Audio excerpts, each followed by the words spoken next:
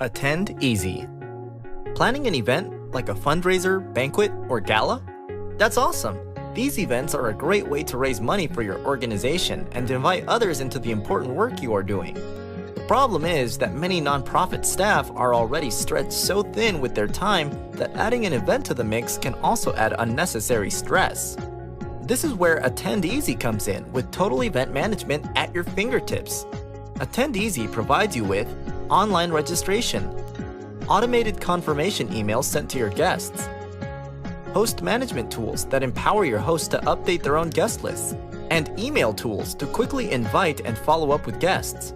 With our professional event-branded web pages and emails, you will be putting your best foot forward.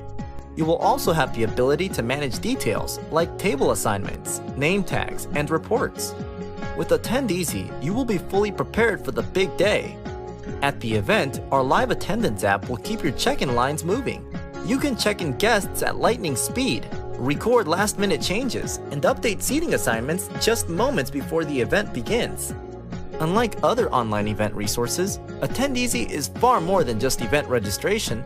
It's complete event management from beginning to end. Book a demo today and learn how Attend Easy can help you manage your event with ease.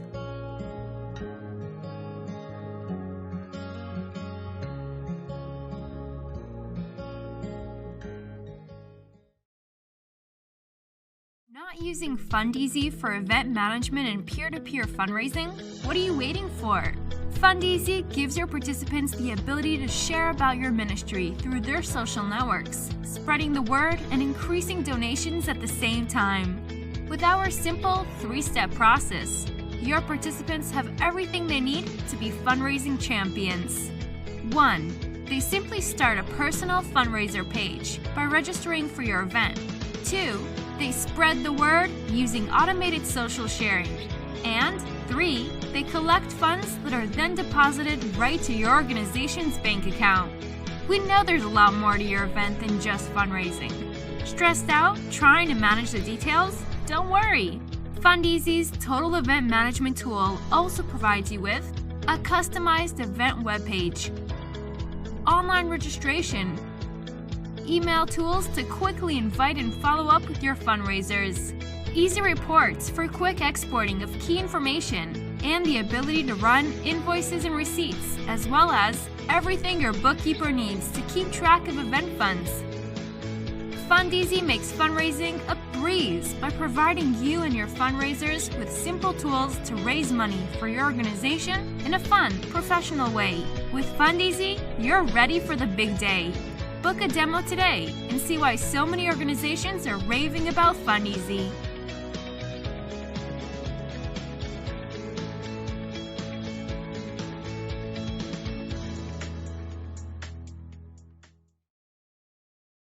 So, have you been using Attend Easy to manage your event? Then you know how easy it's been to manage registrations, groups, tables, and more. Wouldn't it be nice to have that same power right at your fingertips during your event? Wouldn't that make it just easier to record attendance, register walk-ins, cancel no-shows, and reassign seats? Well, now you can, all without the need for laptops, wires, or even internet access at the venue. And you can do it all right with your fingertips. Introducing Live Attendance. Here's how it works at your event. Using our free-to-download app on any iOS device like iPhone, iPod Touch, or iPad on as many devices as you need, you can look up your guests by scrolling or searching, and then just tap to attend. Check in guests by table host. Even record last-minute cancellations, opening up their seats for reassignment. For guests who need special attention, flip to the Guest Manager. There, you can register walk-ins with ease, know the status of your guests at a glance, and assign tables with confidence because open seats are shown with yellow. The best part of Live Attendance is that it's so easy to set up. No internet, no laptops. Live Attendance, tracking it all with the tap of a finger.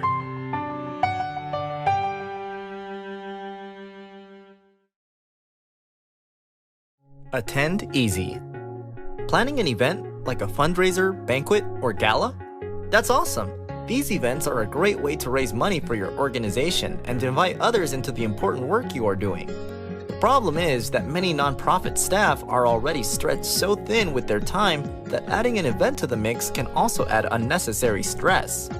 This is where Attend Easy comes in with total event management at your fingertips.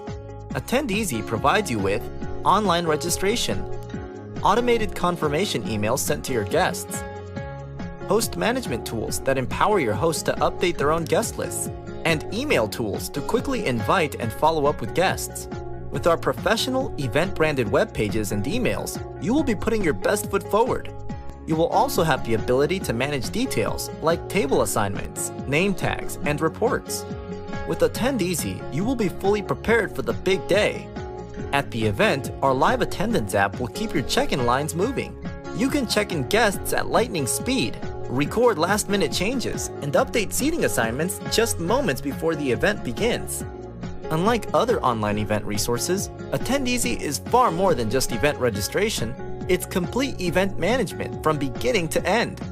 Book a demo today and learn how Attend Easy can help you manage your event with ease.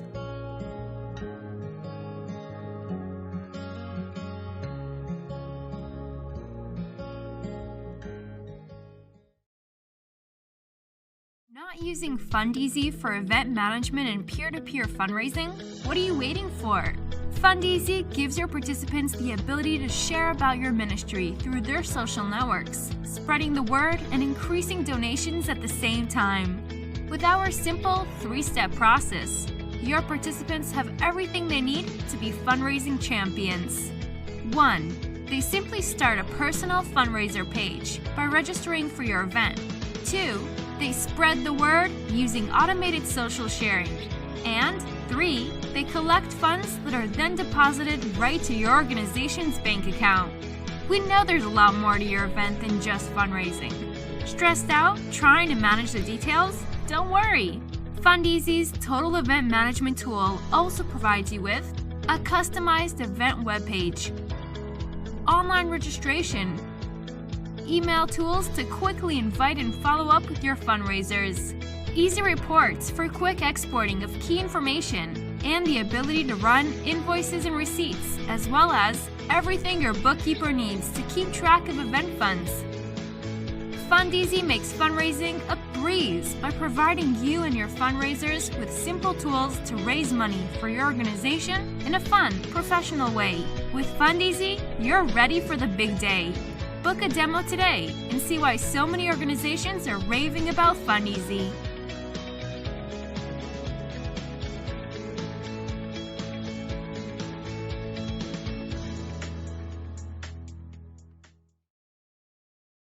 So, have you been using Attend Easy to manage your event? Then you know how easy it's been to manage registrations, groups, tables, and more. Wouldn't it be nice to have that same power right at your fingertips during your event? Wouldn't that make it just easier to record attendance, register walk-ins, cancel no-shows, and reassign seats? Well, now you can, all without the need for laptops, wires, or even internet access at the venue. And you can do it all right with your fingertips.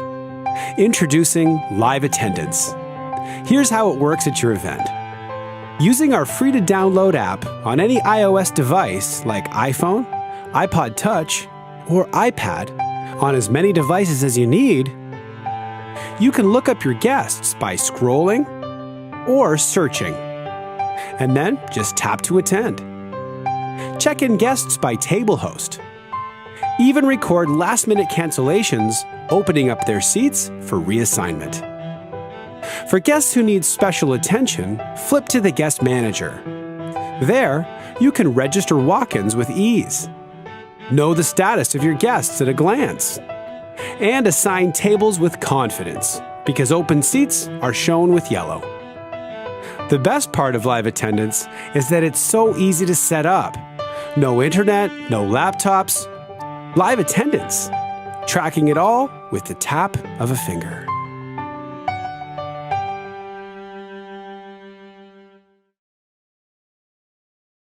Attend easy. Planning an event like a fundraiser, banquet, or gala? That's awesome! These events are a great way to raise money for your organization and invite others into the important work you are doing. The problem is that many nonprofit staff are already stretched so thin with their time that adding an event to the mix can also add unnecessary stress. This is where Attend Easy comes in with total event management at your fingertips. Attend Easy provides you with online registration, automated confirmation emails sent to your guests, host management tools that empower your hosts to update their own guest lists, and email tools to quickly invite and follow up with guests. With our professional event-branded web pages and emails, you will be putting your best foot forward. You will also have the ability to manage details like table assignments, name tags, and reports. With Attend Easy, you will be fully prepared for the big day. At the event, our live attendance app will keep your check-in lines moving. You can check in guests at lightning speed, record last-minute changes, and update seating assignments just moments before the event begins. Unlike other online event resources, Attend Easy is far more than just event registration. It's complete event management from beginning to end. Book a demo today and learn how Attend Easy can help you manage your event with ease.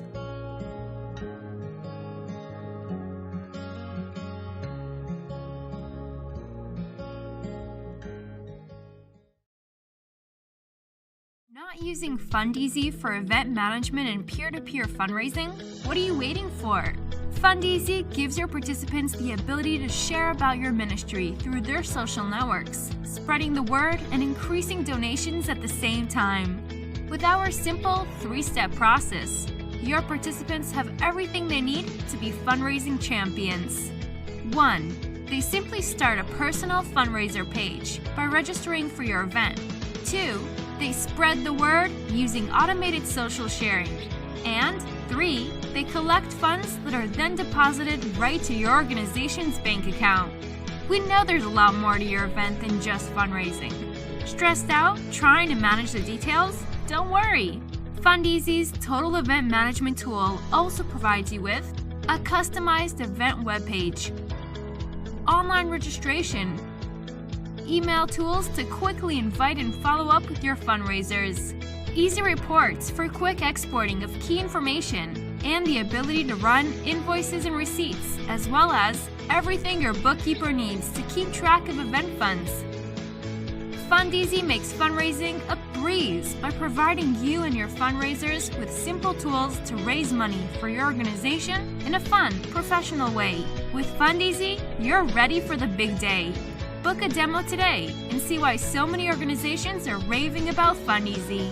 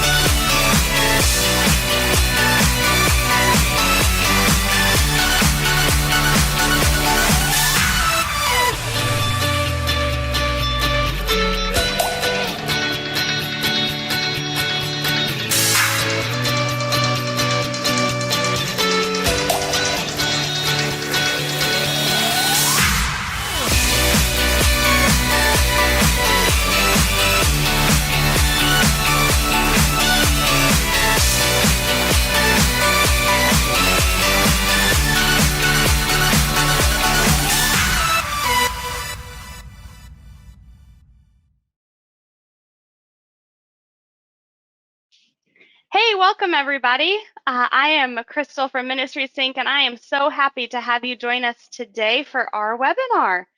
We're talking today about virtual fundraising dinners. Certainly a hot topic this season, this year. Nobody thought when January 2020 rolled around that this would be the hot topic, but alas, here we are. So today I have a special host with us, Jim Dempsey. Jim's with Crew, and Jim, I know you did a webinar with us in March, but not everybody that's attending was at that one. So I'd love if you'd take a minute and introduce yourself. Oh, I'd be happy to do that. Yeah, a lot has changed since March 17th, since we did that. We're on the very beginning. A few people were thinking a little bit about the virtual events, but lots changed. Well, I've really had the opportunity. I've been in ministry 37 years and have had the opportunity to be in almost all those years in development. Currently serve as the Associate Director for Development for the Campus Ministry of Crew, responsible for close to about $30 million of their budget that we have to raise. And I've had the opportunity of doing 2,500 plus dinners over the last 37 years, and now can say I've done about 50 virtual dinners in the last 3 months, and so it's been a varied and interesting background. That's awesome. And Jim, you are definitely going to be the expert on this call. I actually had a baby March 31st, and so I'm a new mom and spent most of the spring season on maternity leave. So while I've definitely been hearing a lot about what was going on, I do not have personal firsthand experience in actually, organizing and being responsible for benefit dinners. So, so Jim, we're gonna definitely rely heavily on your expertise here, as you've got 50 under your belt just in the last few months. Well, let's go ahead and jump on in. I thought I'd start here with a status update. We've been surveying our customers who are expecting some fall events, and also asked those joining the webinar what kind of events they are planning for. So in-person events, less than 30% of folks are planning solely in-person events for this fall season. So Jim, we've been talking just kind of what to keep in mind. Right now, things are uncertain. We hope that we can still host in-person events, but as we watch the news every day, you're seeing, COVID numbers spiking in different parts of the country, which could certainly certainly hinder the ability to do that. So can you share with folks what to keep in mind in case their in-person event that they're planning has to be pivoted? Well, absolutely. In fact, I think the pre-qualifier is really, I think one of the things they learned clearly is that nothing will beat an in-person live event. There's virtual events are a great fallback, a great alternative when you don't have the option of doing a live event, but nothing will beat that. And as a result, my recommendation is to continue to press forward with a live event as much as you can, but using the word pivot, which we've used a lot over the last 3 months. Be prepared to pivot if you need to pivot quickly at the last minute to change to a virtual event. Great. And speaking of virtual events, right now that's actually the minority of events that we're looking at for the fall season is a solely virtual event with no physical option. We're looking for our Ministry Sync customers, about 17% of folks are planning for their events to be solely virtual this fall. Which brings us to the hybrid events. So a hybrid event, we're looking at about 30 or so percent of events being hybrid. Absolutely. Yeah, in fact, a lot of my mindset really has changed since March 17th. If you listen to the March 17th broadcast, we really felt like the virtual events could be a slight modification doing your exact same program. with the same flow, but keeping it within the same time frame, recording those things, and really learned a lot of lessons over the time. It's just amazing. Attention span of our audience is so much less when they're on a virtual broadcast versus when they're live. Of course, you're not providing meals, you're not providing any entertainment in that, and plus you've got the distractions at home. And we really thought, optimistically, we thought in the spring that we could have somewhat of a hybrid and utilize table hosts and have events, watch parties in people's homes. And of course, you know as well as I do, and many of those watching, that that was just not possible. What started out as gatherings of 10 or more that could come together in people's homes just didn't materialize. So I'm really looking forward to being able to utilize that option in the fall, and I really pray that that'll work out, because we'll talk about in just a few minutes just the importance of the table hosts and the participation of the table hosts, but pulling them together in people's homes is really something I look forward to trying, testing out, and utilizing. We utilize them virtually, but having them in person will be a really good way. But to answer your question, I think one of the biggest lessons we learned is that having your program and just turning on the camera, like you do in so many ways in our online church services that we've been watching the last 3 months. There's a big difference between our online church services that essentially is running your program with a camera. A virtual event is just not that way. You just don't have the same attention span, the same focus as you do for a church. So. Yeah, absolutely. And so that kind of brings us to the lesson of timing and kind of what was learned over this season. I know back in the beginning, back in March, we had talked about the length of a TED Talk, and TED Talk is about 18 minutes, and that's great. So maybe keep your event 18 if possible, but really we were kind of focusing on 45 minutes as a maximum. And tell us what you've learned really with that suggestion that we made in March. Yeah. Well, and in fact, actually in March, we had said something about the fact that we could maybe even go into events as long as 45 minutes. And we really learned a lot through timing and testing. And 30 minutes really is the maximum. In fact, we see a significant drop off. I see every 15 minutes, I saw a significant drop off in the length of programs. There was about a 25% drop off from the beginning attendance right at the 30-minute. Events that went to 45 minutes, we had lost half our attendance. Those events that went on an hour, some of those lost as much as 75% of the attendance. So the sweet spot that we found was somewhere between 18 and 25 minutes, 30 being the max on that. I know we listed on there live versus pre-recorded on the notes everyone's looking at. We had tried originally, we had a few purely live broadcasts. You get on just almost like you're watching Saturday Night Live. We really had too many errors in that. Programs that went long, speakers went long. It was a purely live broadcast.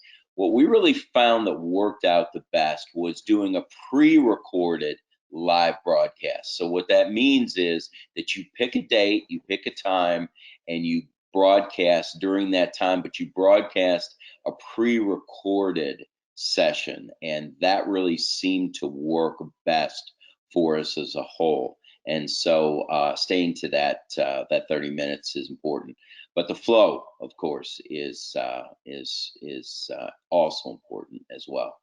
Mm-hmm. Yeah, I think there's definitely a lot of benefits to doing that pre-recorded versus truly live. However, the pre-recorded, you can live stream, and that's actually what we're doing with this webinar. Today is Wednesday, July 1st, and we're going to be actually um, launching this. We'll be hosting it, live streaming it next week, Wednesday on the 8th. So that gives us some time to maybe, if we ramble, trim it down. That also gives us the opportunity to live chat. So whereas we couldn't really focus right now on live chatting with people if we were streaming live ourselves. So there's certainly a lot of benefits to that. And I think you're right. We as humans we like to ramble. We go long, and so doing something that's pre-recorded gives you the opportunity to kind of trim the fat a little bit and really get to the heart of your message, because if you're trying to keep that within 30 minutes, it's hard to do. Absolutely. Absolutely. Yeah. Now, can you speak, Jim, to the flow of the program? What does a 30-minute program look like? Because Yeah. most people aren't used to that. We're used to the whole length of a dinner. Normally, what we want to do is you want to start with a little bit of a lead time. So get people ready, prepared with about a 10 to 15-minute lead in time. It's a great opportunity. We've tried everything from showing ministry videos to pre-recording music, bands, things that you might have in your program as praise and worship. Great lead in during a 10 to 15-minute lead into that. Generally, we have a welcome, and then ministry leadership getting the opportunity, what I normally call ministry update, which includes problem, solution, how we do ministry, where we're headed in the future, and talking about your accelerators and where we're at. Those kinds of things are entered into the flow, and then gives you an opportunity to weave in testimonies, and then of course giving people an opportunity to give at the end. That seems to be really your best flow within that. And I'll share with you in a minute that we will have things in a normal live program. We can have some sessions that last as long as 12 to 20 minutes. Certainly, a main speaker can go as long as 18 minutes, some even longer than that.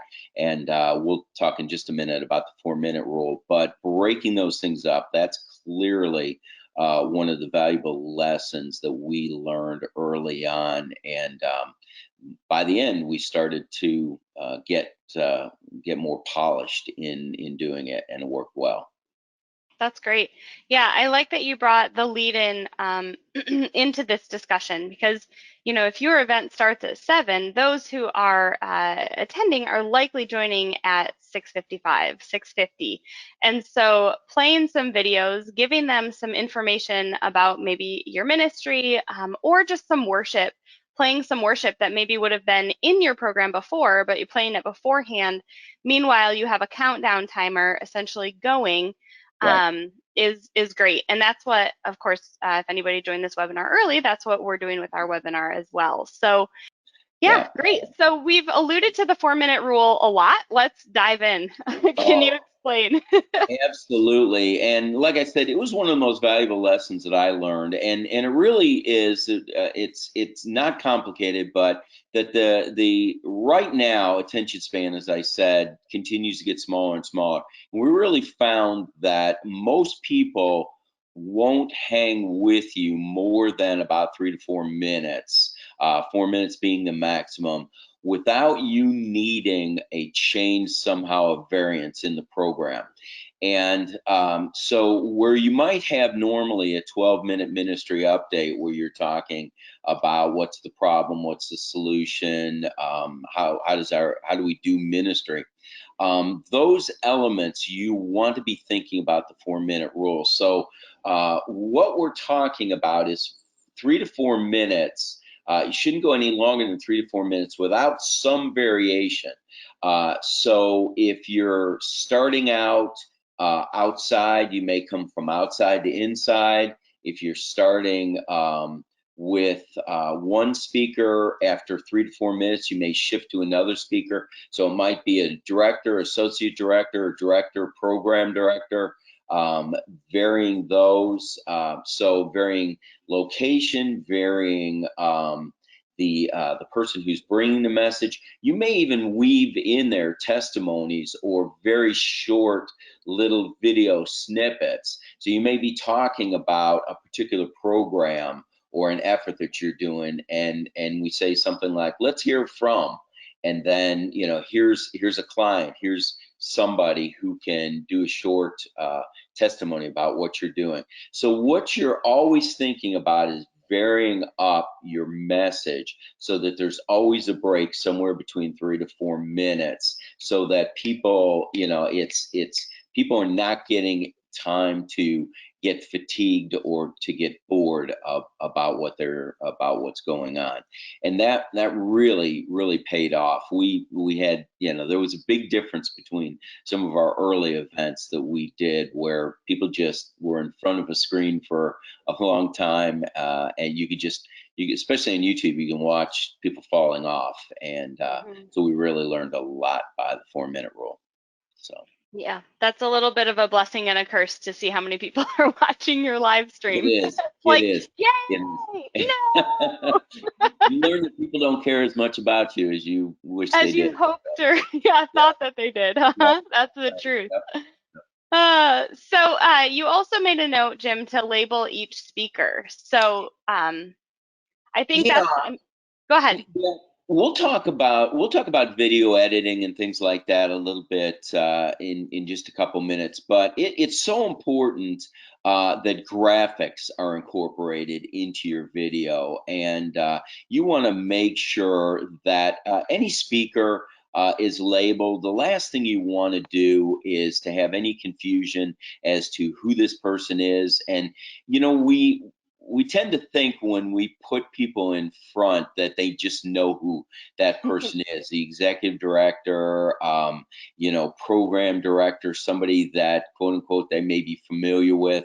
Don't ever take for granted, you know, that people will know who the speaker is. Maybe continue to put those things up there, but incorporating labeling, graphic. Like I said, I just watched one of our teams did a virtual event last night and did a tremendous job of incorporating graphics and labeling and all those kinds of things into the program. It makes a big difference. It really does. Yeah, that's great. And I think, correct me if I'm wrong, but you could even have a virtual MC. I think I've definitely been to events where they expect that the person who's speaking will introduce themselves. Yes. And that doesn't always happen because we know who we are. Why do we need to do that? We want to dive into the meat of what we're saying. That's and, right.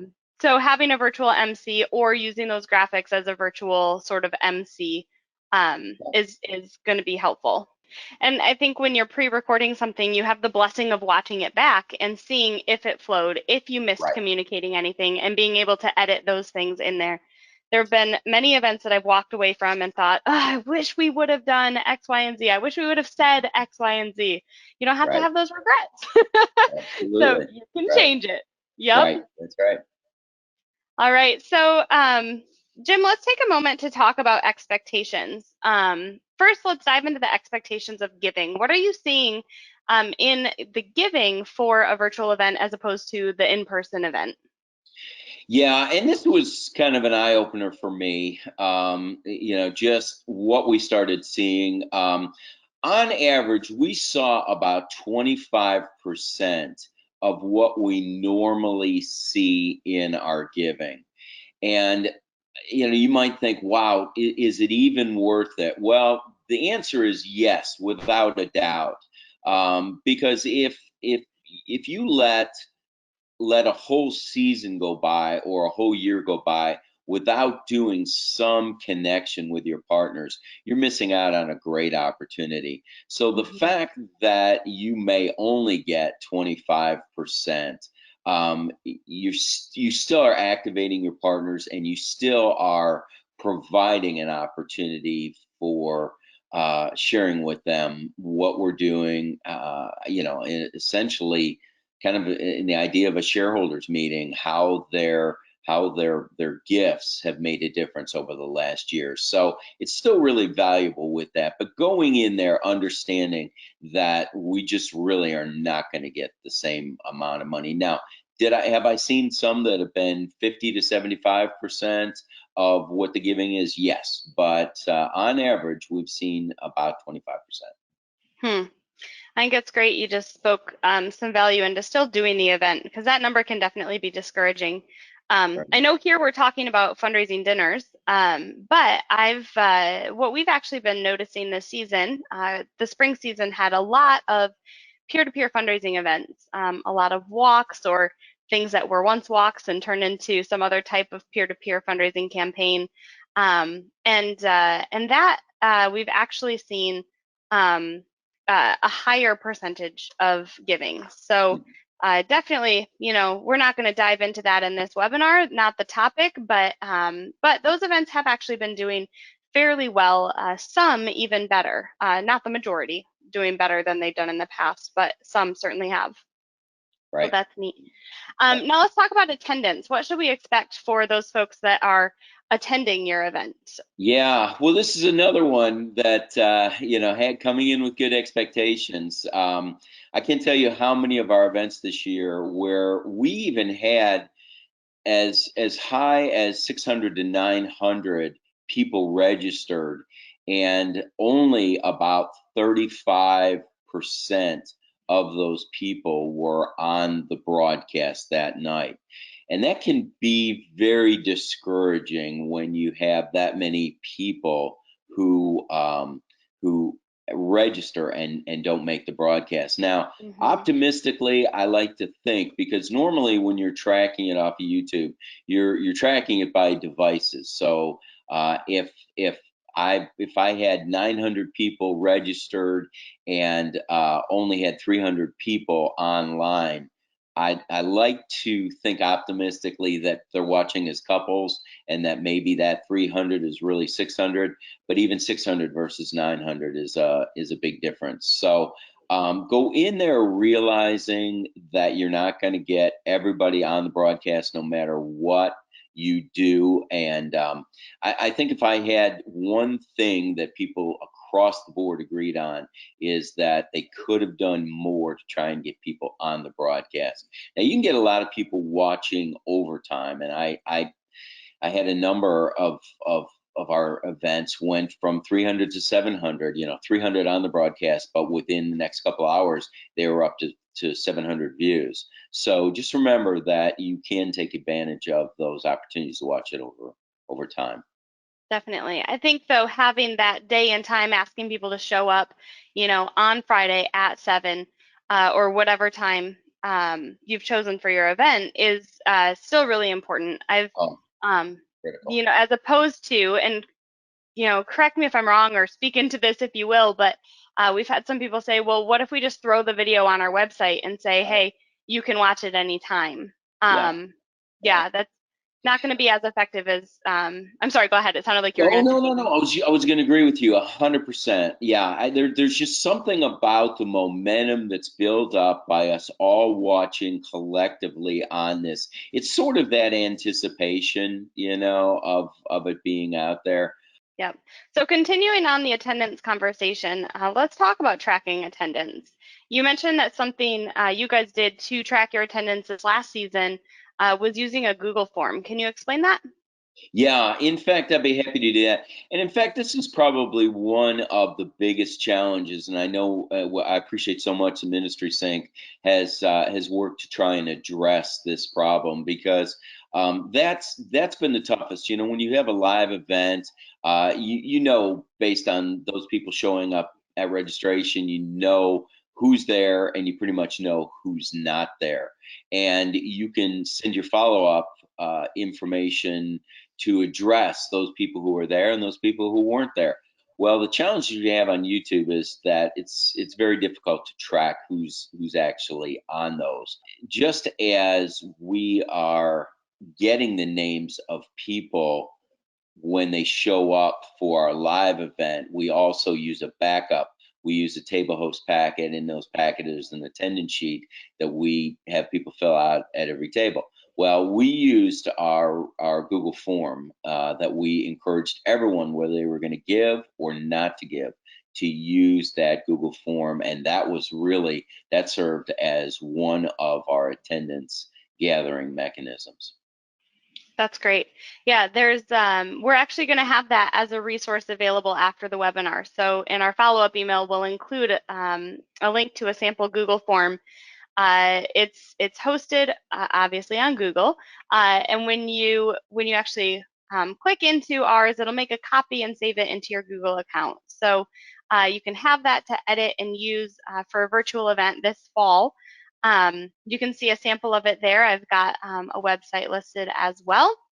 Now, Jim, you mentioned making the URL simple. So, when you are telling people to, or asking, I should say, asking that they fill out that response card, that virtual response card, Right. You want to make it easy for them to get there. Really, everything with a virtual event, easy, easy, easy is what you want to make it. If there's hoops to jump through, you're going to lose people. So that Google form is one of them. We often refer to name.com. That's just one site where you can buy domains. There's lots of them out there. Domains aren't expensive. They cost like $10 and you have that domain for a year. So if you were to buy a domain, let's just say prcresponse.com, you'd buy that domain and then direct that domain to your Google form. So that it's easy to tell people how to go fill out your form. We really learned, especially for the older audiences that are not used to just clicking on URLs or using descriptions in YouTube, and being able to put something on the broadcast, go to this. And I think we're gonna really find out when we start to broadcast as into groups, as doing it in home groups, essentially using table hosts, their homes for broadcast. We're not going to be able to just where multiple people are going to be watching one device, whether it be a television screen, a computer screen, broadcast, whatever.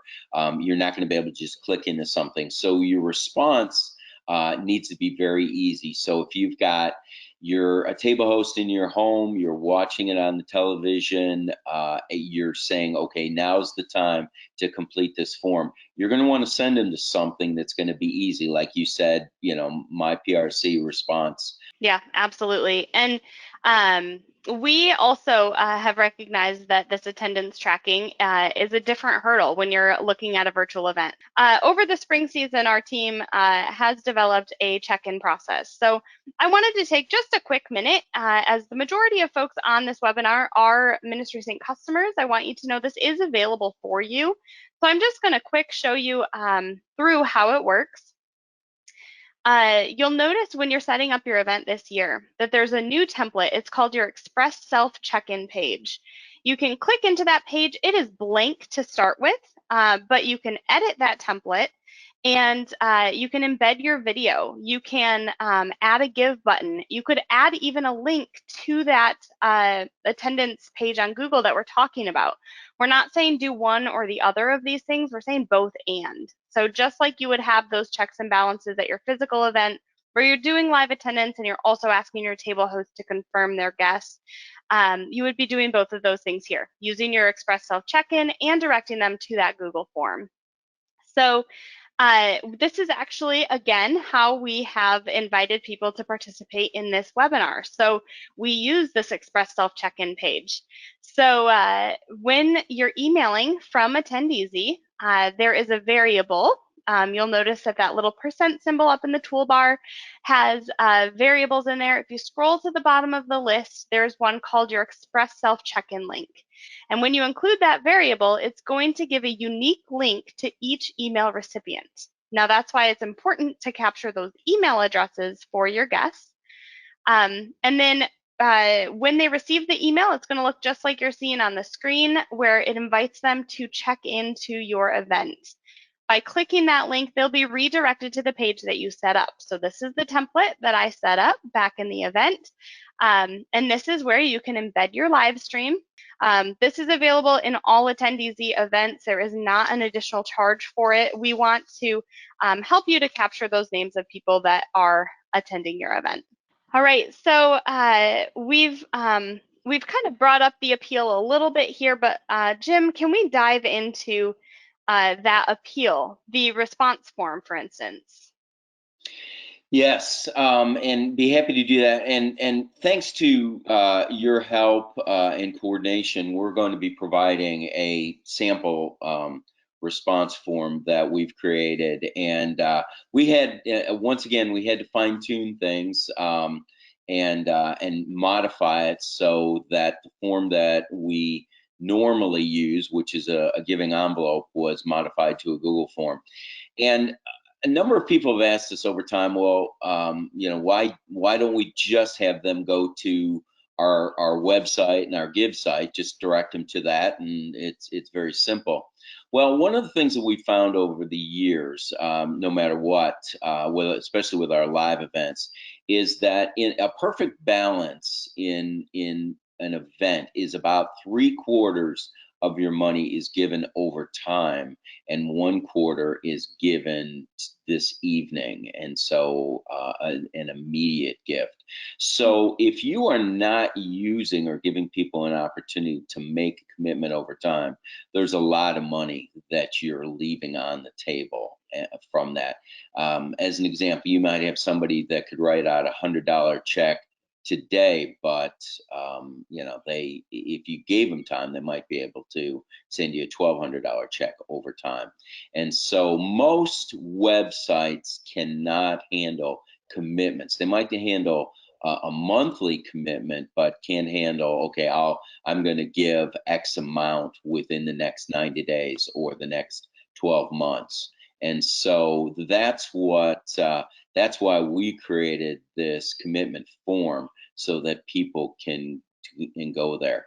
Now, what we ask people to do, I mean, we found that the best way is to put the form in front of them, ask them to wait before they click on the myprcresponse.com link, and let's go through it together like we do at a dinner. If you'll hold off, let's go through together, go through to make sure that they understand on how to do it, that you can give tonight, you can give over time, and then we ask them, no matter what you're going to do, we ask them to submit it. And then once they submit it, we tell them that they will get an immediate response back, which will give them an opportunity should they decide to give a gift tonight.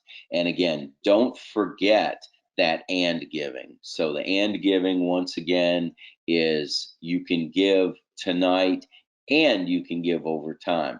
And giving is so much better than or giving. Or giving is I can give tonight or I can give over time. And giving is I'm going to give tonight and I'm going to give over time. That's great. Yeah, Jim, I found in my experience that and giving is definitely huge, and your dinner is a place where you really can increase those monthly donors. So it's really difficult to be in a place where you're depending on your events. And I'm sure some viewers are in that place this season. We didn't expect COVID to totally derail all of our plans. And so when your ministry is so heavily dependent on your event giving at the event, and you don't have those monthly gifts to sustain throughout the year, you're really in an uncomfortable place. And so that and giving, where you're asking them to give at the event, but also to make a monthly commitment or make a commitment over a period of time, is really huge. And I think that we're feeling those either those pains or those relief feelings now more than ever.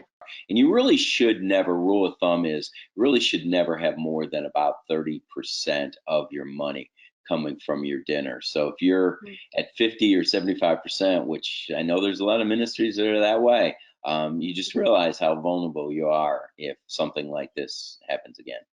Yeah, absolutely. I wanted to also offer some assistance that Ministry Sync can do.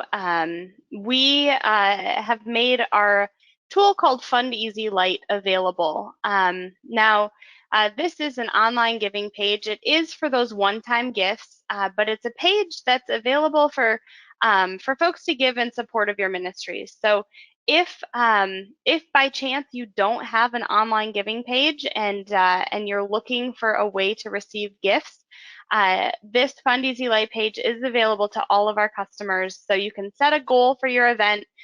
Folks can give on this page. You also have a place on the back end where you can record what we call a starting balance. And so that would be any donations that have come in that you're attributing to your event that you want to count toward that total. You can include those as well. We've just really expressed how important monthly giving is, and unfortunately right now Fund Easy Light does not offer monthly giving. So if your website does, that's definitely a great place to send folks for monthly donations. But if you have nothing and you're looking for something, know that this is available for your team. I really like this a lot. Unfortunately, I'm in the position, and anybody listening to this who's part of crew ministry, or whether your ministry is this way, there are ministries that do not allow third party capturing of gifts, and everything has to go, for us, has to go directly into crew. So we can't take advantage of opportunities like this. But if your organization allows funds to be captured by a third party, it's a great way to go. Absolutely. All right, so we're switching topics here a little bit. Let's talk about recruiting guests. First point here, let's insist that guests register. So we've talked about this a bit, but Jim, you wanna explore this just a little bit further? Yeah, I mean, making sure that you're capturing those names of those individuals is so important. And I'll tell you, knowing that that the prospect looms out there of a second wave coming in on this, one of the kind of the challenges that a few of our teams ran into was that they kept driving forward just as they would a live event, but then all of a sudden, when the COVID hit, then they essentially stopped, in a sense, registering people. And then when they decided to do their virtual event, they started to kind of get the momentum back up and get the engine moving. And they just never seem to get that back again. So make sure that you are always keeping in mind the importance of getting people in the system as much as you possibly can. Mm-hmm. Yeah, and we suggest only sending them the link to your broadcast after they register, just to ensure that they are registering so that you can follow up with them whether they attend your event or not. So in Attendees, you can modify your confirmation email if you'd prefer to tell them how to join the broadcast right away after they register, or if you want to hold off and really ensure that they are checking in, then you'd use that express check-in feature that we looked at. So again, getting those names in the door is going to be really important. It would be a missed opportunity for sure to just put a live broadcast out there for the world to see and to not really know who is expecting to watch that. Absolutely. Yeah, so let's dive into those table hosts and gatherings that we're looking forward to probably this fall season. Yeah, I'm going to throw the word absolutely. probably in there because we just never know, do we? I know. That's the one thing. I flexibility, pivoting, being prepared for just about anything has to be out there. Well, just as with your live event, nothing is more important than your table host. Friends inviting friends. That continues to be the same with a virtual event. And as I said, I'm really looking forward to really utilizing the table hosts to another degree. if we're able to do these small gatherings, as we talked about, in people's homes. We continued all through the spring, even though there was there was complete social distancing, isolation from other parties. We continued to use the table host, number one, to recruit people to be part of it. So you're not, I'm asking you to not sit at my table, but to be part of my group. And the table host really takes on ownership of making sure that people are on the broadcast. So doing everything from sending emails to people, and you can use Ministry Sync, you cannot use Ministry Sync. But you can send text to people. I have one of my own broadcasts that I really wanted to see. It got busy on a Saturday night, and if they wouldn't have sent me a text 10 minutes before the event started, I'm pretty sure I would have missed the event. And so, utilizing your table hosts, and there's just something special about that ownership. But what we're hoping to do now as we move into the fall is begin to utilize the table hosts to do small gatherings. That could include something as simple as just gathering and having beverages. You could include desserts, a dessert with that. You can include a gathering where a meal is served. The host could either, purchase something and have it delivered. You could have it potluck, depending on how you want to do it, and again, depending on COVID and social distancing and what we can, what people feel comfortable on, and sharing meals with people from that standpoint. I think we're going to find this for quite some time. What do people feel comfortable in? Great. And then Jim, how would you equip those table hosts, as you are maybe offering them the opportunity to either encourage people to watch the live or to invite them into their home for a viewing? Yeah, well, again, once as we normally do for our live events, utilize all the capabilities of Ministry Sync, the ability to invite people as a table host, make sure that you continue to email them, let them know about the broadcast and what you're going to be doing at the home. So allow them to do what feels comfortable for them. Some may want to have special invitations and send special emails to their friends to get them to come to their home. I'm going to start equipping people with table host packets, just as we normally do. I think some of the things that we learned is that some people feel comfortable about online giving and utilizing giving through links, but there were still a number of older people in our audience that felt more comfortable with a hard copy response device. And so, we're going to put envelopes in those packets that if people feel more comfortable responding in a hard copy way. Now, of course, some of you have compliance departments, compliance officers. That's ripe for disaster when you've got a table host having 5 or 10 checks in there. So you've got to be very careful. Make sure that you've got a response envelope that has a return address, self-address. It comes back to the organization. May even include a stamp or a business reply that envelope will go back to the ministry. You don't want those table hosts, even if they're board members and everything else. You just don't want that risk out there of some of those things getting lost or credit card information being exposed.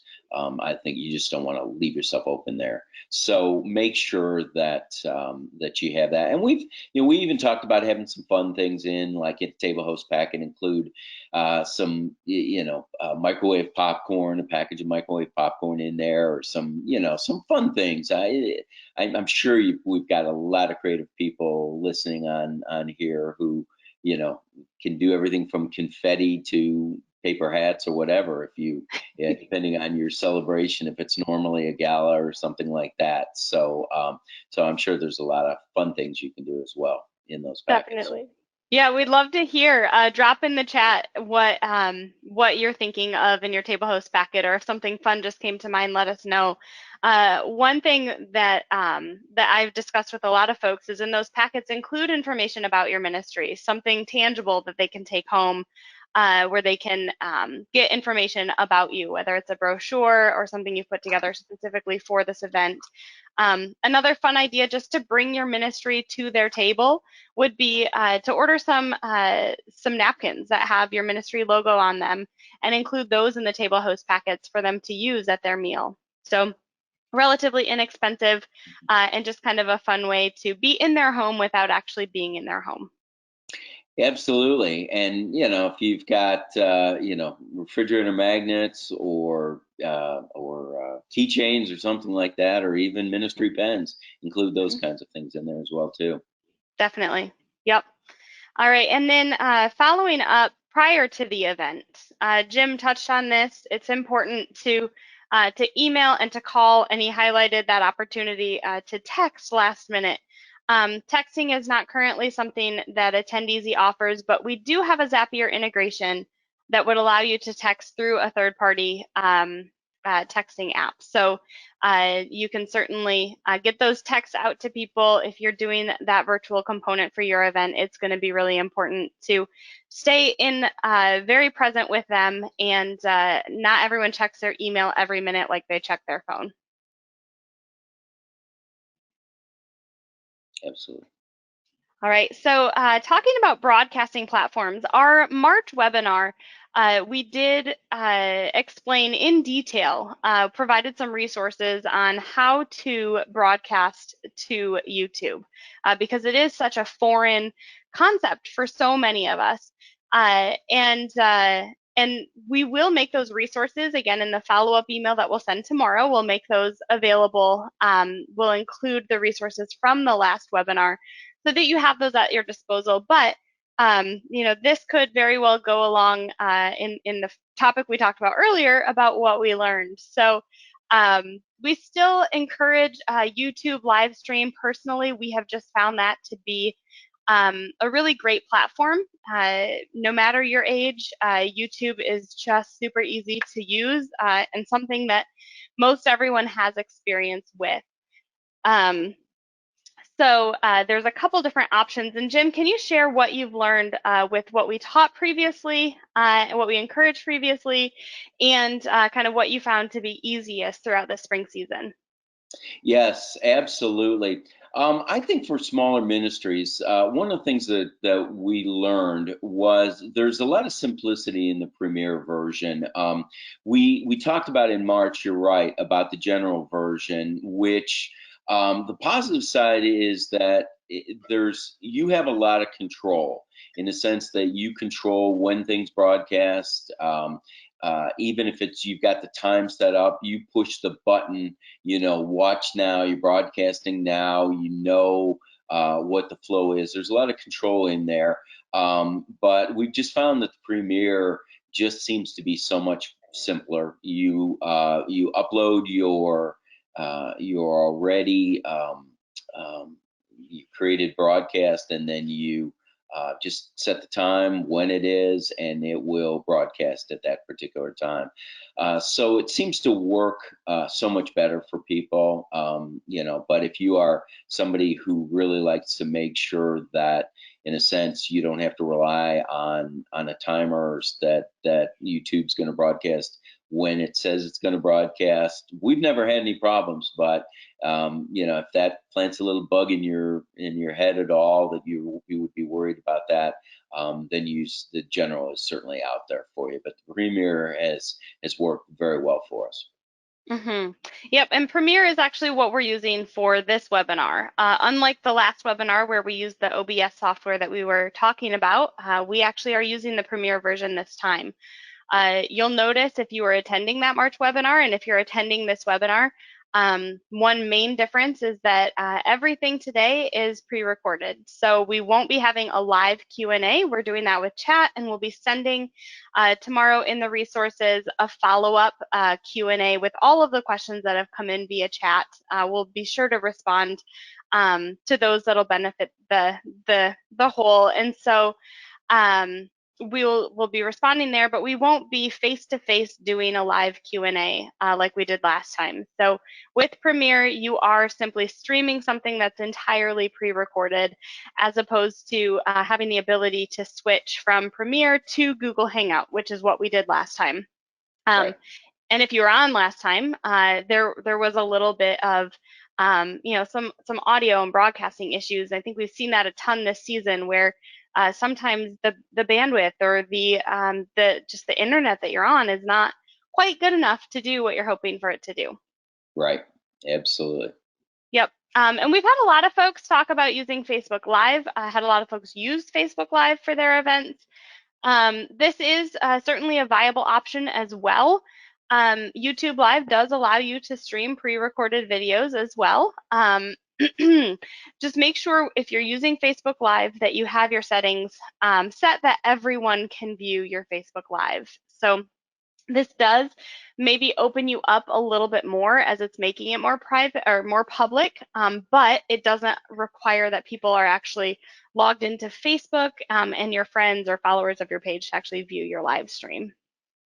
Well, and actually a combination of both. The broadcast I watched last night, they had it on YouTube and Facebook at the same time. And, I think the statistics I saw afterwards where I think they peaked at about 120 on YouTube, but they had another 400 or 500, something like that, on Facebook. So, Wow. utilizing both platforms at the same time worked well for them. Yeah, great. Just as we're wrapping up this section, I wanted to remind, just kind of drive home a few things. First of all, high bandwidth.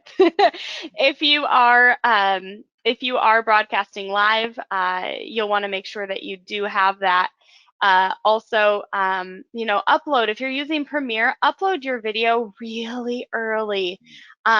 We've heard stories of folks expecting to upload it, maybe 15 minutes before it goes live, and then their internet kind of isn't as great as they thought it might have been, and so it doesn't upload as fast as they had hoped, and it doesn't actually go live when they had expected it to, or advertise that it would. So, make sure you do have that good internet, that high bandwidth, and that you're planning ahead. Make it easy. So we can certainly make things complicated as humans. And so sometimes it takes a little bit more effort to make it easy for your viewers as they are getting on your broadcast and as they're giving through your broadcast. You want to make sure to make that easy, and then also do require registration in order to get access. So just those are 3 key things to take home from this section. Well, and just to emphasize what you just said there is Sure. that so many of our ministries, those watching, the testimonies, the stories, the videos may be highly sensitive, confidential. Mm. Pregnancy resource centers, human trafficking, even ministries, evangelism into more sensitive countries, into the Middle East or East Asia. There may be some things that you want to make sure. I mean, you don't mind sharing it with your partners, but having it all over the internet is not something you want to do. So I really would strongly emphasize, like you did, make sure that you protect that and make sure your access is only to those people you want to see it. Mm-hmm. Yep.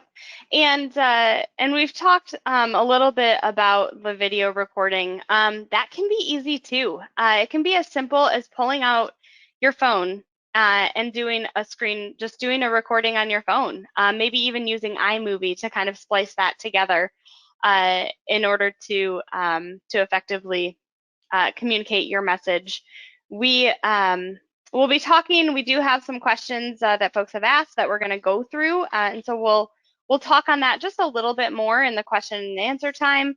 But we have some great tools that we've used to record our videos, and so we're happy to share those resources and those suggestions. It's amazing what you can do on an iPhone now. I think the bigger thing is the follow-up. Yeah. Yep, absolutely. So let's jump into our last topic for today, the post-event follow-up. And then we do have a special offer as well. So I look forward to sharing that and jumping into Q&A after this. So post-event follow-up regarding email. So Jim, you were saying to send an email to all registrants, whether they attended or not, immediately following the event. Can you jump into that conversation real quick? Absolutely. I think really take advantage of that opportunity soon after the broadcast. I think there's two things that I found very beneficial. Number one, to those people who were on the broadcast, and if they didn't give, that you've got that opportunity, that response on there, but you've also got an opportunity for them to share it with their friends. So if there were people that they wanted to invite, couldn't be on the broadcast, but were they just wanted to hear about it, or weren't even sure what the broadcast was going to be like and wanted to view it first. Great opportunity for you to get that in the hands. But you may have had a lot of people that the time that you picked for the broadcast just didn't work, and you want to make sure that you've got an email that goes out to those people that essentially said, if you didn't make the broadcast, here's the link again to watch it. And again, remember, it made it really difficult because we really couldn't capture well who was on and who wasn't. So you may have to craft your email that covers both bases. If you were on, great, pass this along to your friends. If you weren't on, here's the link again to view it from this point going forward. And even if you are tracking attendance, I'd say still send it to everyone, because we don't know what happened in the house when they were watching. They could have had something boiling over on the stove and they had to step away and want to watch the part that they missed. So Absolutely. yes, yep. So that's wonderful. Now, phone calls are another great way to follow up with folks.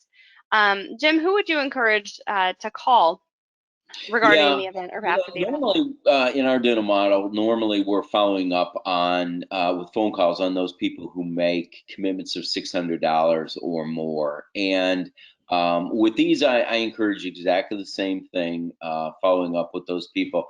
But the caveat that I would add in there is that you'll get off your Google form. You'll get a report of everyone who made a commitment, when they made it. And you may have people who either weren't on the broadcast, or some of your key people that missed, that you really need to follow up with in the next few days. Hey, Joe, Mary, I noticed that you weren't on. You didn't respond. Were you able to watch the broadcast? Normally you give $1,200. Normally you give $5,000 or $10,000. Would you be willing to do that again this year? We really could utilize your gift, and we'll put it to good work as quickly as possible. And so that's something that you want to make sure that you're following up. An interesting statistic that we had was that don't just base your, in a sense, success or failure on the response immediately after the broadcast. We saw gifts coming in as late as 5 to 7 days after your event. So just realize that on a broadcast like this, your response is going to be tracked over a longer period of time. So just remember that. Yep. All right, and then after the event, a third follow-up is thank you letters or emails. Absolutely. For any response that they had, whether it's they're going to they're going to give, or they gave a gift, they made a commitment, even if they left a note at the end that said, "We're praying for you," include those kinds of things in there. But everybody who as many as you can get on there should at least get some type of response, whether it be a hard copy thank you note, letter, or an email for sure. Great. Wonderful. Well, I hope this content was great. We do want to extend a special offer to those who are attending the webinar. Before we dive into the Q&A, wanted to make this available. So we are offering for just the webinar attendees a special promo of 20% off of your event. Some of you may already have this event in your account. Just reach out to us for the discount. If you haven't yet gotten started, or you're on the fence about using Attendeasy this year, when you sign up, just use promo code July 2020, and we will extend that 20% discount for your event. That promo code does expire July 31st, so make sure that you get your event in before that. Of course, we expect that your events are probably happening September, October, November, but just make sure it's in your Ministry Sync account by July 31st. So we're happy to offer that promo option and hope that it's for sure a blessing to your ministry. We're all in this together. So Jim, I so appreciate the valuable information that you've shared. And we, as people were signing up for the webinar, they did ask questions. And so we've pulled a few of those out that we want to respond to. We will include those and all others from the chat in our follow-up tomorrow. So if anybody needs to jump off, we understand. We won't cry when we watch those numbers go down at this point. But we do want to take a couple minutes here and just quick talk through some of the questions that we have been asked. So Great. Sounds good. Wonderful. Let's jump on into this first one. Which we actually kind of highlighted in the webinar. Has virtual attendance dropped due to virtual meetings and events fatigue? Well, one of the things that I think is really going to be important for us to remember, and certainly something that I'm going to be watching very carefully over the fall, is that in the spring, the one good thing about isolation is we sort of had a captive audience. People weren't going other places. They didn't have a lot of other things to do. Especially in the beginning, they were looking for something to do and to get involved some way. And our events really filled a void for that on a lot of those people. I think we have all learned that you can definitely, as creative and innovative as our Zoom calls have been over the last few months, we definitely can get fatigue, and I think a lot of people are getting those fatigues. But now I think what we're finding is, as more and more things are opening up, even if things start to slowly tighten back up a little bit, you're still going to have that distraction, especially as long as the weather is still nice.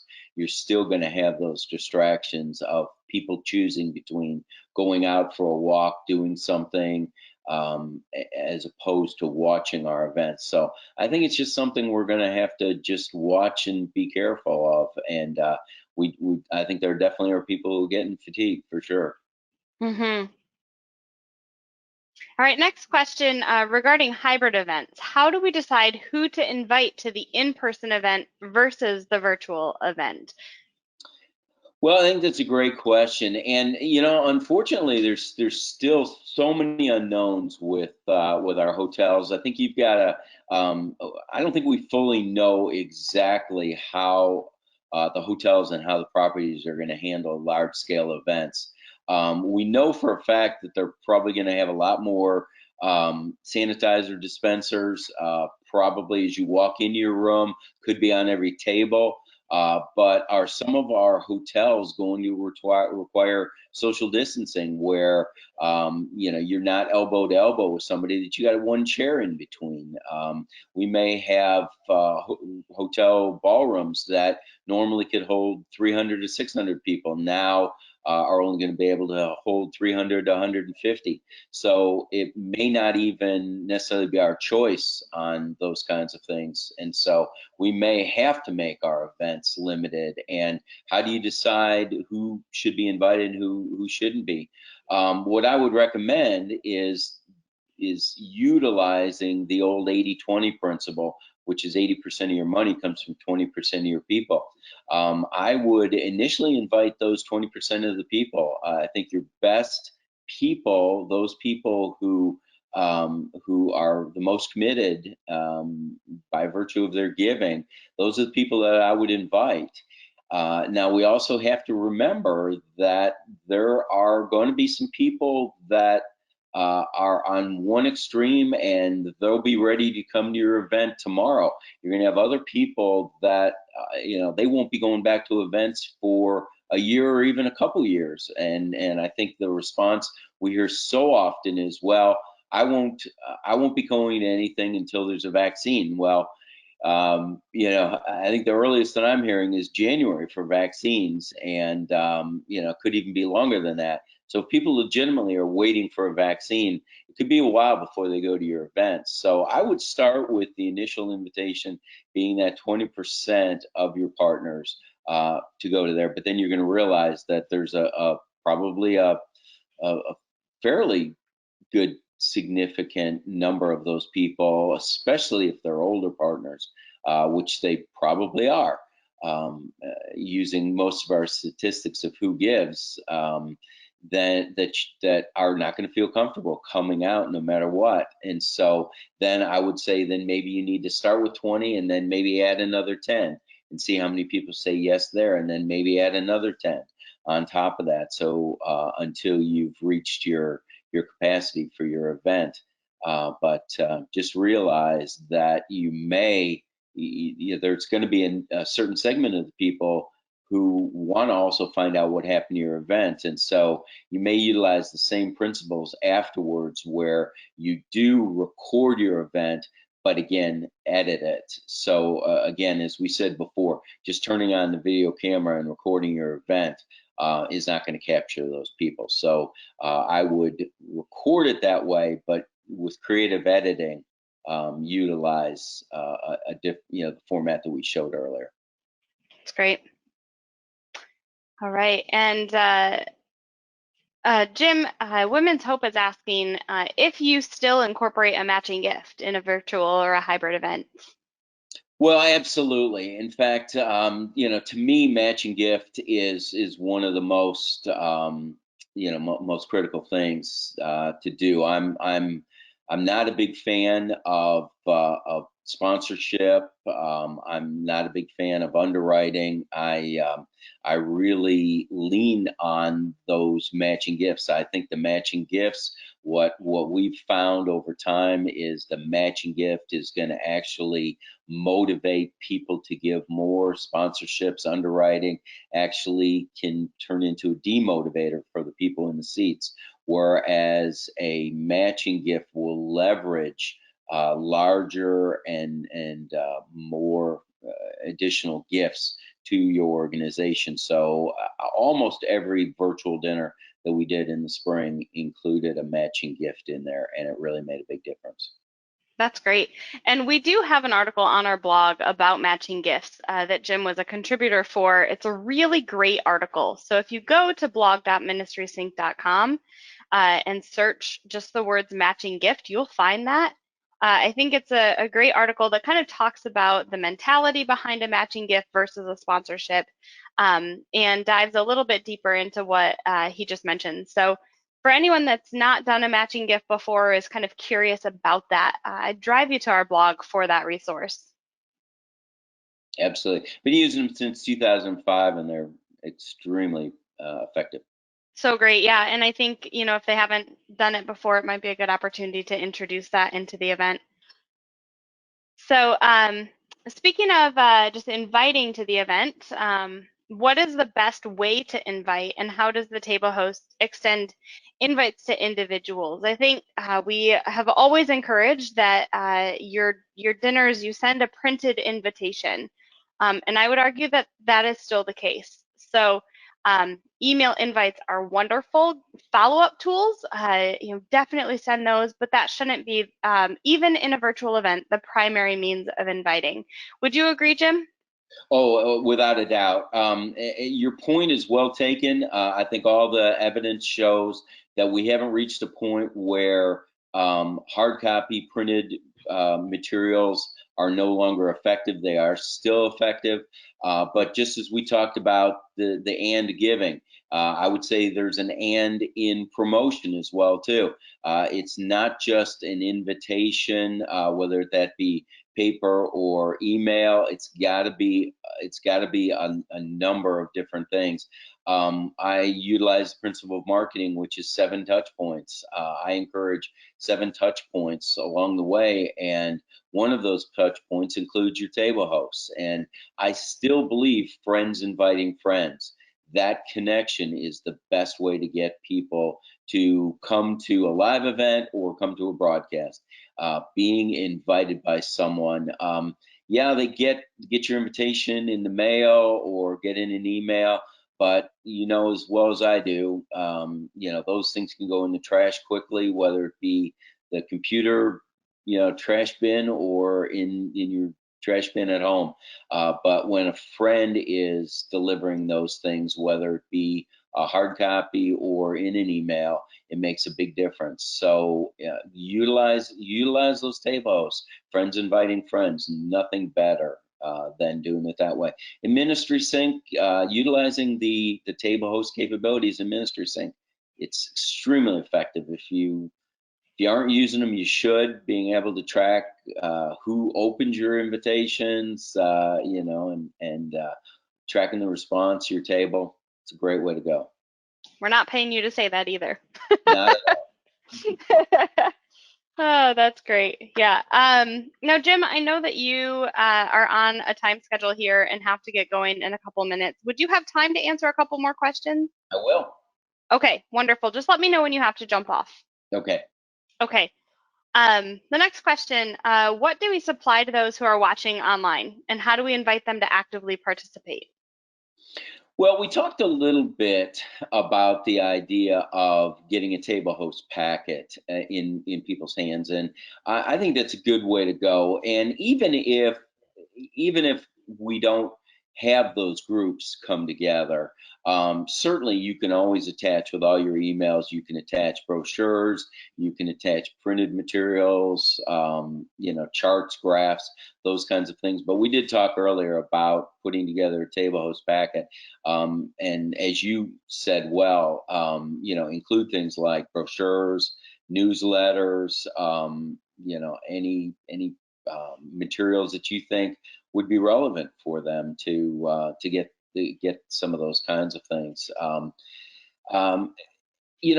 Just as in a dinner, we always have to realize that generally people are going to wait and look at those kinds of things later. So, if you're in someone's home and you pass out a brochure, you're generally going to continue the conversation, not read the material. Just like when you're at a dinner and at a table, you kind of glance at a brochure or whatever, but realize that those things are still effective when they take them home.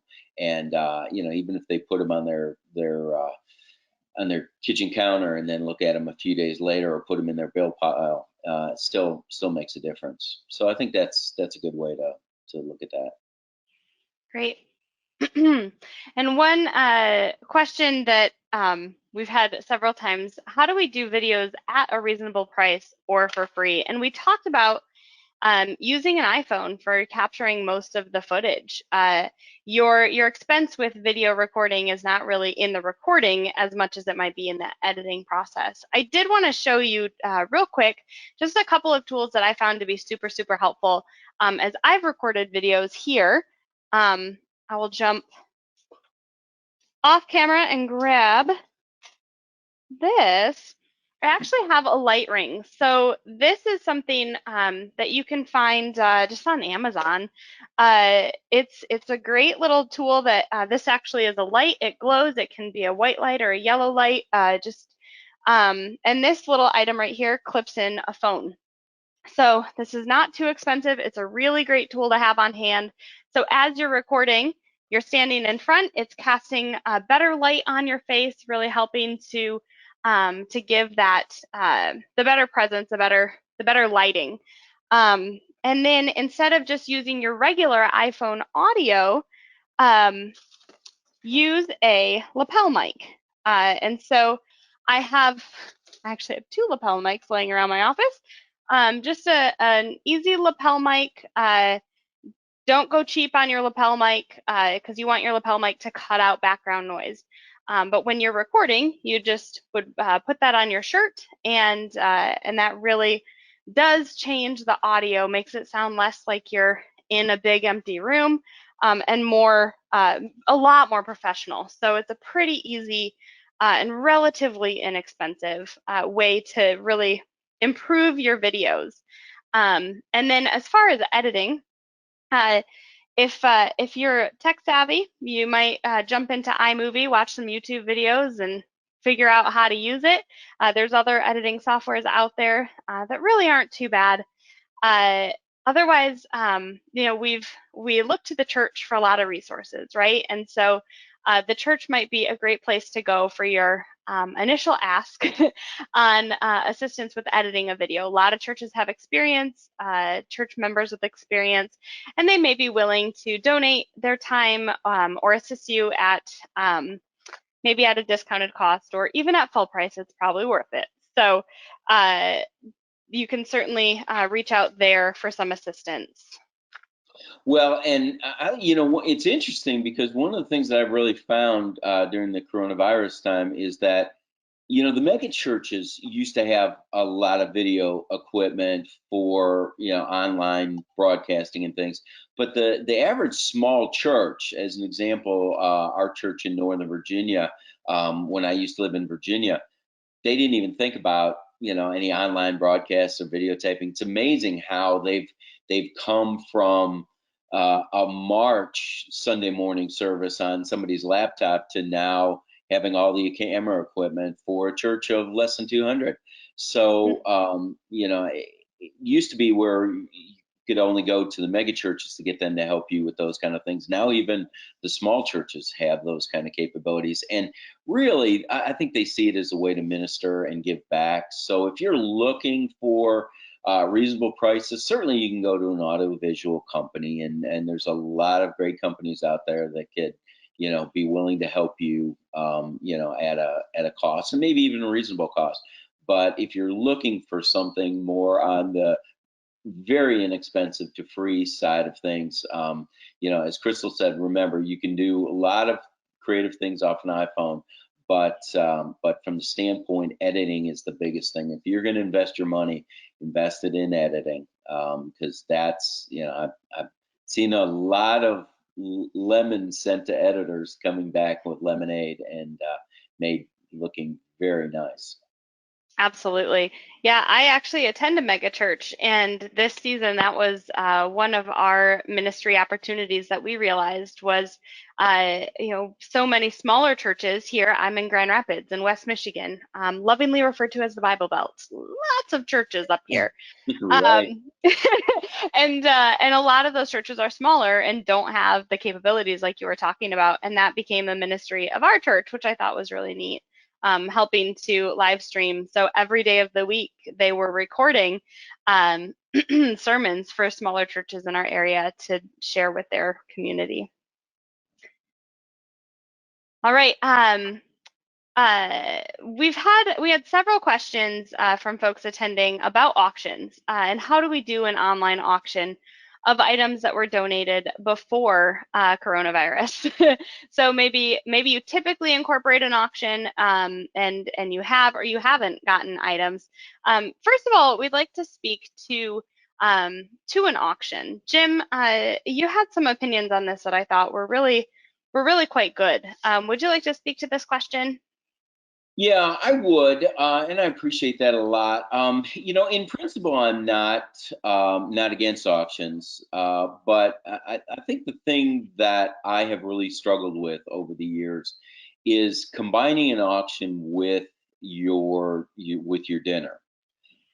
Because what I've found is that an auction has a totally different feel. The individuals who come to attend to purchase things come with a different mindset than we want to put out there for our dinner. The model that I recommend in our dinners, we don't sell tickets and we don't sell tables. And we are really looking for individuals to come alongside and to partner with us based on the opportunities that are out there.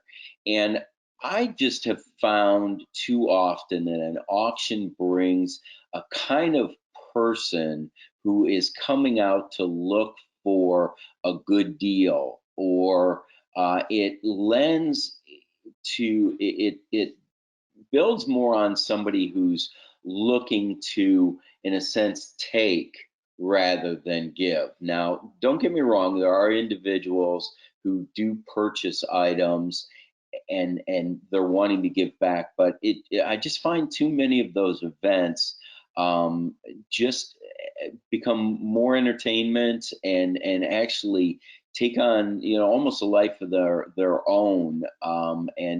And at the risk, I certainly don't want to offend anyone, but I've seen some that have almost had sort of a money changer feel to them. And I think that really detracts from what you're trying to do, the nature of what you're trying to do for an overall event.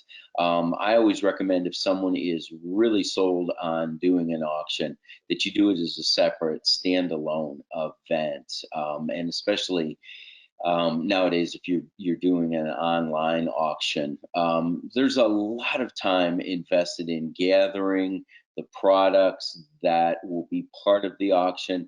And I always feel like that if I have to choose, if I've only got so much time in a day and in a week, and I have to choose between getting an auction product or getting a new table host or a couple table hosts that's going to bring in, $1,000+ for a table, or an auction, might bring in a couple $100, I'm going to 100% of the time, I'm going to go with that table host.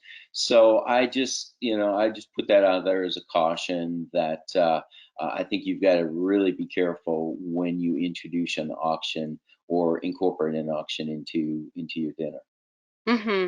But if your event is an auction, or you are doing one in conjunction with your dinner, there are plenty of softwares out there. One that I've looked into recently is called ClickBid, and so they have the ability to move your auction online, offering people the ability to bid and pay, win, etc. On any sort of device. So you don't have to have that event in person. I would 100% agree with what Jim shared. And again, these are our opinions, but they're founded in years of experience. And and I was an event coordinator before working here, and took on a gala when I stepped into that role. And our gala did have a silent auction component with it. And we just found, as we analyzed the numbers year over year, that yeah, the auction brought in money, but it wasn't as great of a margin as you look at once you're actually factoring in how much staff time and resources it took, and adding the extra room at the banquet hall, and it's all the additional things, the pluses that an auction adds to your event. We found, yes, it still brought in some money, but wasn't necessarily worth all of the headache. Well, I can't tell you how often I go in and I introduce that concept to a dinner team, and there's just a sigh of relief that, oh, we don't have to do an auction. Thank you so much. It is so exhausting, so time consuming, and the amount of money we get. And usually it's one of those habitual things that, well, we've always done it, so I guess we feel like we need to just keep doing it. Well, try and stop at one time, and just break the habit, and you may find that you save some sanity from some of your people, and you get the money elsewhere. So. All right, well, that's going to wrap up our webinar for the day. We so appreciate those of you that have joined us. Jim, my sincere thanks for your expertise. You certainly are a wealth of knowledge, and I'm so thankful that you're willing to share with us. Jim, kind of putting you on the spot here, but I'm wondering if, to close our webinar, you would be willing to pray for those that are just embarking on some new territory this fall season. Oh, I'd be more than happy to. Let's bow. Well, Heavenly Father, I thank you for this new opportunity that you've given us. Father, this caught so many of us by surprise, but it didn't catch you by surprise at all. And it really gave many of us an opportunity to trust in you in a greater way.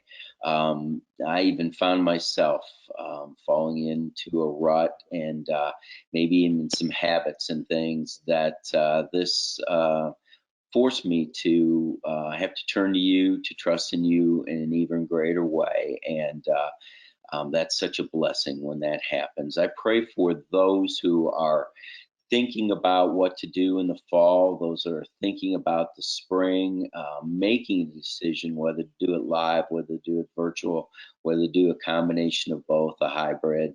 We just pray for those people, Father. I pray that you bless them, give them wisdom, give them inspiration, and give them creativity to be able to deal with this, and certainly to pivot, to flex as they need to. Thank you for all these saints who are in your service, and I pray that you would bless them, bless their ministry, and just work through them to make a difference in eternity. In your holy name we pray, Jesus. Amen. Amen. Thank you, Jim. Amen.